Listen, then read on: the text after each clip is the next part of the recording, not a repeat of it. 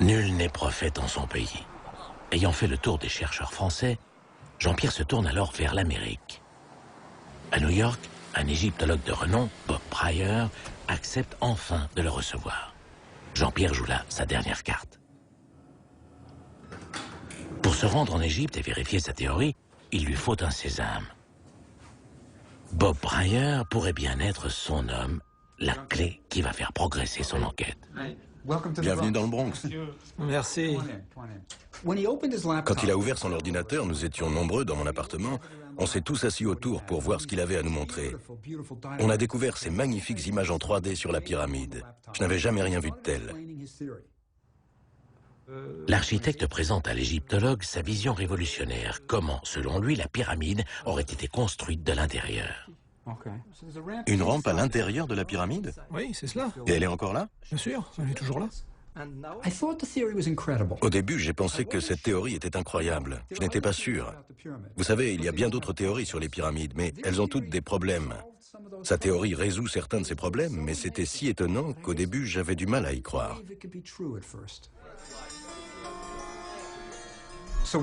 Alors, quand tu as vu la pyramide pour la première fois, qu'en as-tu pensé? Ah, faut que je te dise, Bob, je n'ai encore jamais visité les pyramides. Tu n'as jamais vu les pyramides? Tu travailles dessus depuis 5 ans et tu n'es pas encore allé les voir? Mais pourquoi? Parce que je pense que c'est un travail intellectuel. Oui, comme ça, je suis complètement libre. C'est un concept. Au départ, l'architecte qui conçoit la pyramide ne l'a pas en face de lui. Écoute, si tu veux que quelqu'un prenne ta théorie au sérieux, tu dois voir la pyramide. Bob Pryor est fasciné par l'histoire et la théorie de Jean-Pierre. Il décide de l'aider et le convainc de se rendre en Égypte.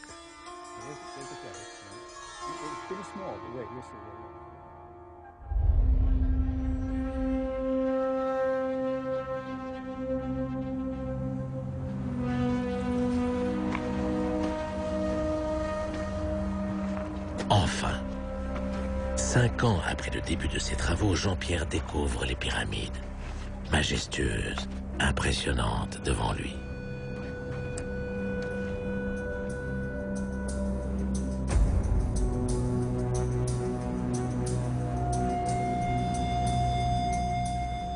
Je vous dirais pas, je suis arrivé, j'ai dit, oh, c'est la pyramide. J'étais impressionné comme tout le monde, mais j'avais une... Je la connaissais déjà tellement bien, j'étais intime avec elle. Je la regardais d'un autre regard. Je savais où il y avait tel piège, je savais où il y avait tel détail, je savais où il y avait tel joint, et j'avais l'impression d'être chez moi. Privilège suprême, grâce à Bob Pryor, cette visite lui est entièrement réservée. On est dans l'entrée des voleurs, c'est par ici que les touristes rentrent maintenant dans la pyramide. Cette entrée a été percée par le calife Mamoun en 850 pour voler la pyramide. La véritable entrée se trouve à peu près à 7 mètres à l'est de ce couloir. Si on continue, on va arriver au couloir ascendant qui mène à la grande galerie et à la chambre du roi. Mais Jean-Pierre ne fait pas une visite touristique. Les indices. Il cherche des indices. Sa priorité est de trouver des preuves permettant de valider sa théorie. Un certain nombre de détails l'intriguent. Ces trous rectangulaires à espacement régulier. Ou ces traces de burin tout le long de la grande galerie.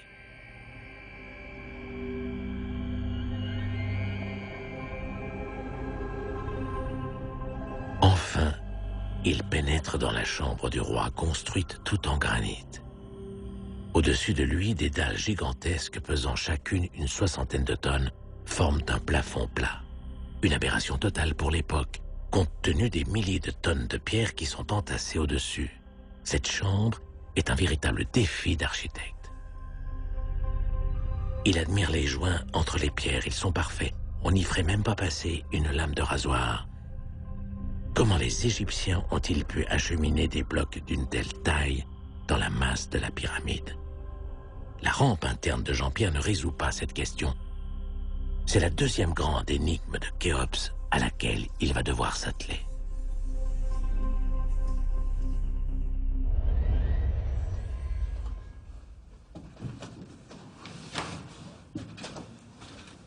haut de la grande galerie, il y a un passage étroit qui mène au-dessus de la chambre du roi.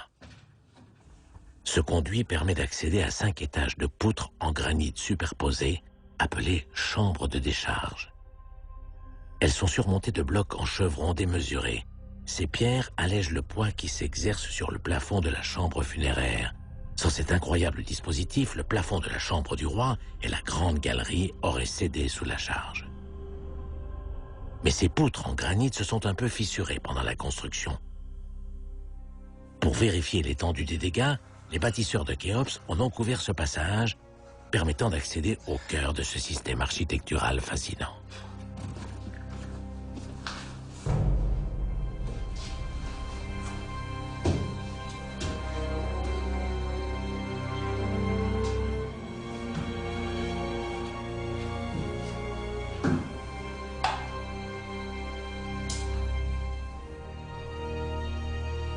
Parmi des centaines de graffitis laissés par des visiteurs peu scrupuleux, Jean-Pierre cherche la signature du pharaon Khéops, découverte au début du XIXe siècle.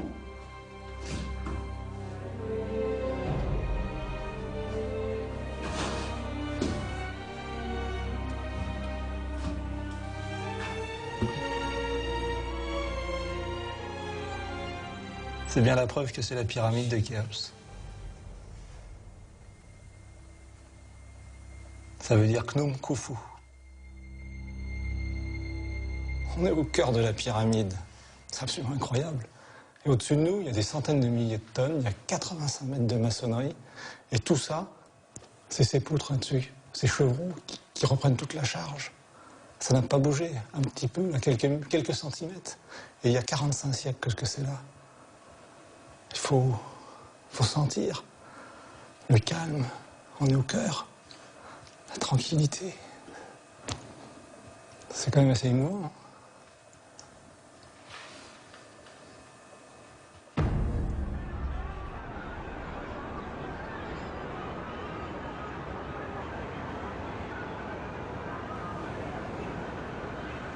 Au musée égyptien du Caire sont exposées les richesses des pharaons.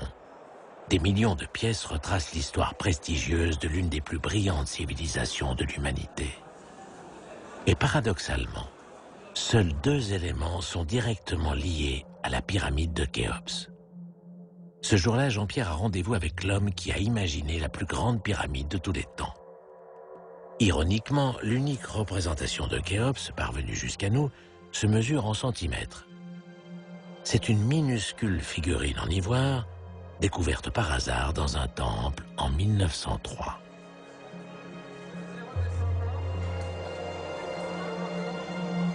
Malgré cette absence de statue monumentale, la mémoire de Khéops est toujours vivante. Tel un sphinx énigmatique, il tient encore le monde en haleine avec le mystère de la construction de sa pyramide.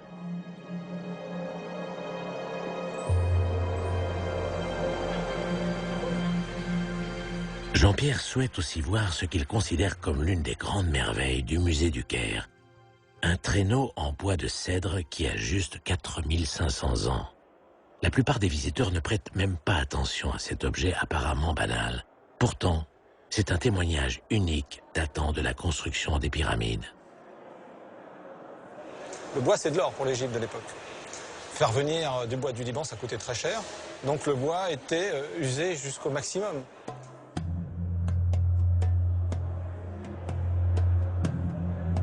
À l'époque de Khéops, les Égyptiens ne connaissaient pas la roue. Ils tiraient les pierres à l'aide de ces traîneaux en bois de cèdre.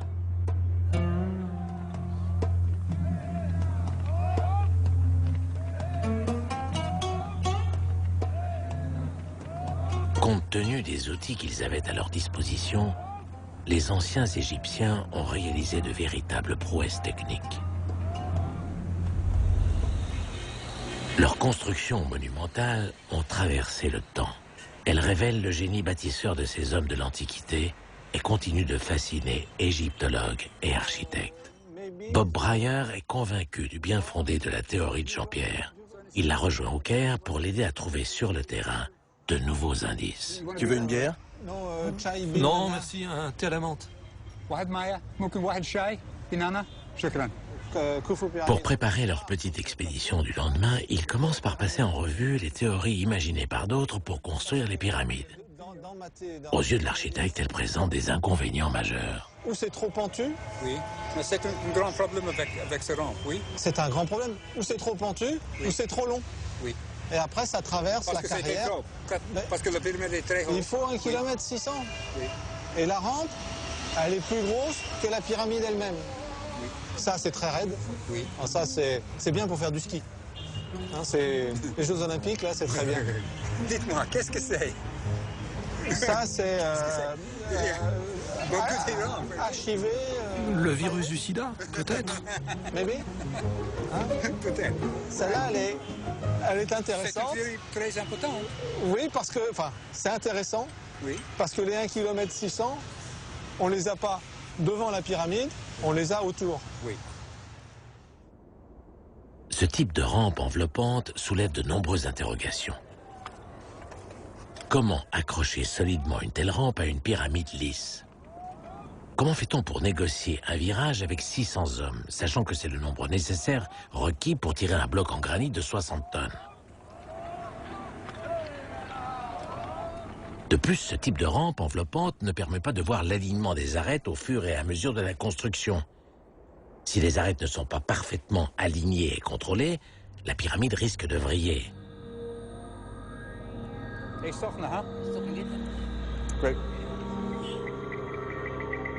C'est pour toutes ces raisons que la théorie de Jean-Pierre propose, elle, l'utilisation de 2 rampes.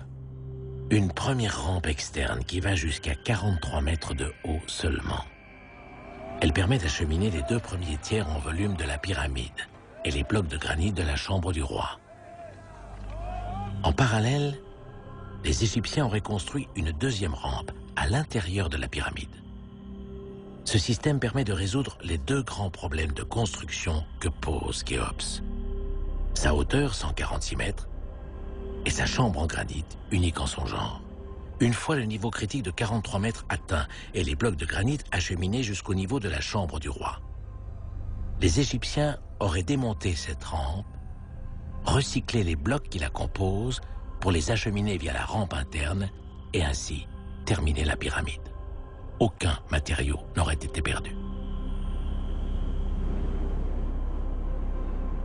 Il faut maintenant pouvoir valider cette théorie, trouver des indices de cette rampe interne, et Bob a une petite idée sur la question.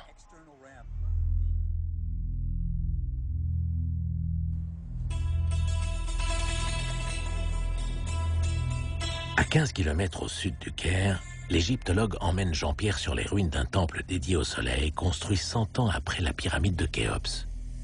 Ce temple a été détruit à la fin du 19e siècle, mais il nous reste un dessin d'architecte datant d'avant son démantèlement. Sur ce dessin, on peut voir que ce temple possédait un couloir similaire à la rampe interne de Jean-Pierre. Nos 2 enquêteurs veulent vérifier de visu ce qu'il en reste. On va peut-être pouvoir imaginer la rampe. Tu vas pas avoir besoin de l'imaginer, Jean-Pierre. Alors, c'est une rampe interne? Ah bah c'est une rampe intérieure, ça. Oui. Oh, c'est... Certainement. Oh, comme on dit en français, il n'y a pas photo, là. Oui. Le premier virage, c'est une rampe à quart tournant, comme la mienne. Like mine. Yes. Let me show you something up here. Viens, je vais te montrer quelque chose, ça va te plaire. You're gonna like it. Now, this block for the ceiling, Ce right? bloc, il était au plafond, non? Oui. Oui. Color the blue. La couleur bleue, là, c'était pour le ciel et les étoiles. Ici, tu vois le cercle avec les branches. Ah oui, il y a plein d'étoiles. Yes, all over the block. Oui, surtout le bloc. Donc, c'était une pierre du plafond de la rampe interne. Look at the diagram, though. Regardons le dessin pour voir ce qu'on peut en déduire. On a monté la rampe par ici, et on a tourné là. Et ce bloc, que penses-tu? C'est peut-être celui-ci ou celui-là. Oui, donc ce bloc ne pouvait être qu'à l'un de ces 2 endroits. C'est un bloc du plafond, c'est une rampe interne, définitivement. C'est vraiment une rampe intérieure, ça. Hein. Ce vestige de rampe interne est la preuve que les anciens Égyptiens savaient construire ce type de couloir à l'époque de Khéops. Ce premier indice très important accrédite la thèse de l'architecte. Mais la démonstration ne s'arrête pas là.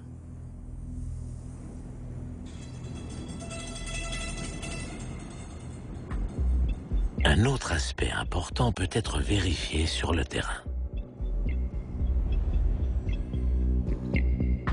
Selon Jean-Pierre, pour construire une forme pyramidale parfaite, les Égyptiens ont dû poser les blocs de revêtement en premier, et non en dernier, comme le soutiennent de nombreuses théories précédentes. Cette méthode permet de contrôler la forme et les arêtes de la pyramide au fur et à mesure de la construction. Pour comprendre ce principe, il faut se rendre à Dachour, situé à une trentaine de kilomètres au sud du Caire. Ces magnifiques pierres de façade intéressent particulièrement Jean-Pierre et Bob.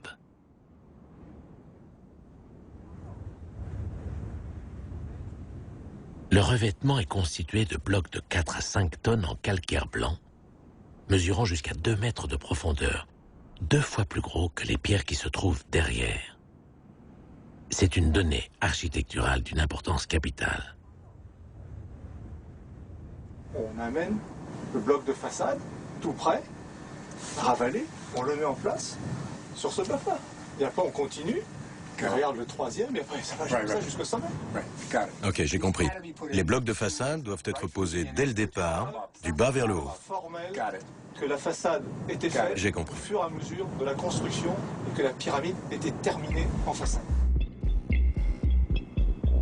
Les blocs de façade auraient donc bien été posés en premier, permettant ainsi de contrôler la forme de la pyramide au fur et à mesure du chantier. Ensuite, les Égyptiens auraient accolé une seconde rangée de pierres bien taillées, suivie de blocs plus grossiers, de tailles différentes, un peu comme du remplissage. Cela aurait permis d'aller plus vite et de finir la construction en une vingtaine d'années, comme le mentionnent d'anciens manuscrits égyptiens.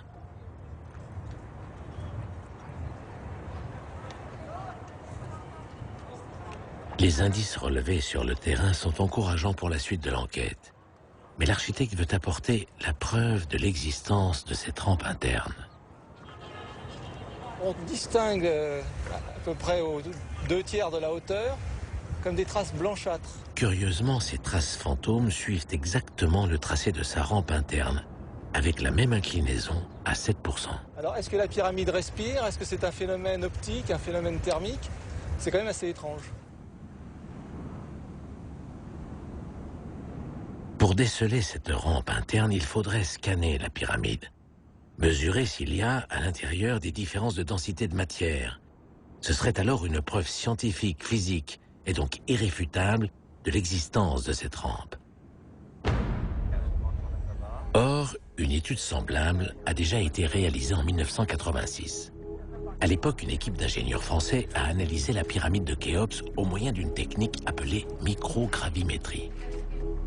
Cette approche permet de voir sous le sol d'infimes variations de masse et de densité. En fait, il s'agit de détecter ce que les scientifiques nomment des zones de sous-densité très fortes. En d'autres termes, des espaces vides.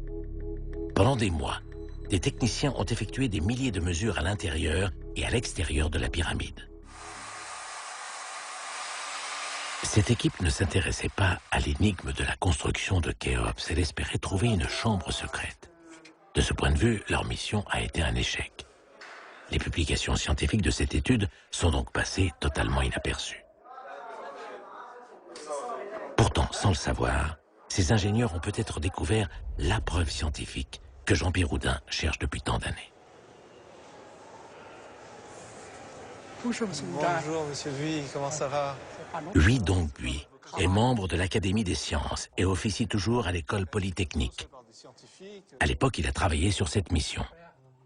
On a trouvé que la sous-densité, déficit densité, dessine quelque chose qui a une allure en spirale. Une structure en spirale. Exactement, exactement. Une structure en spirale, mais en sous-densité? En sous-densité, en sous-densité. Ce qui est en blanc et en vert, ce sont des zones de sous-densité. De sous-densité? C'est un dessin à la main. À la main, c'est oui. mon collègue. Voilà. Là, on est vraiment dans la spirale. On est dans la spirale qui dessine. La zone sous-densité est en blanc, n'est-ce pas? Ouais. Cette étude microgravimétrique démontre que par rapport au volume de la pyramide, 15% de sa masse est manquant. Ces vides à l'intérieur de l'édifice ont bien une allure en spirale. En 1986, lui et ses collègues ne savaient pas comment interpréter cette découverte troublante. La théorie de la rampe interne lui donne tout son sens. La microgravimétrie apporte la preuve scientifique irréfutable qui persuade Jean-Pierre de consacrer sa vie à l'énigme de la construction de Khéops.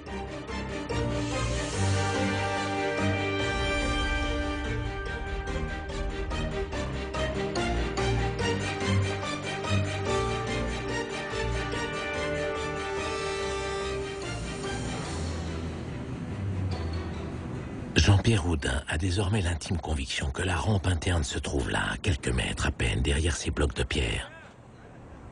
Mais l'enquête continue. Il lui faut une seconde preuve. Dans la continuité des traces fantômes repérées précédemment, un indice l'intrigue au plus haut point. Cette trouée située sur l'arête nord-est de la pyramide et, selon ses calculs, sur la trajectoire de sa rampe interne.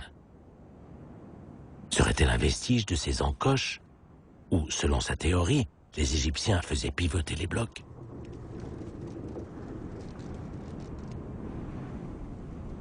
Il faut aller voir, mais ce n'est pas si simple.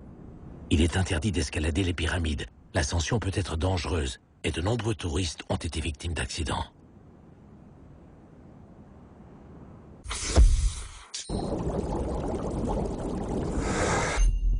L'espace France Gestion présente l'émission télé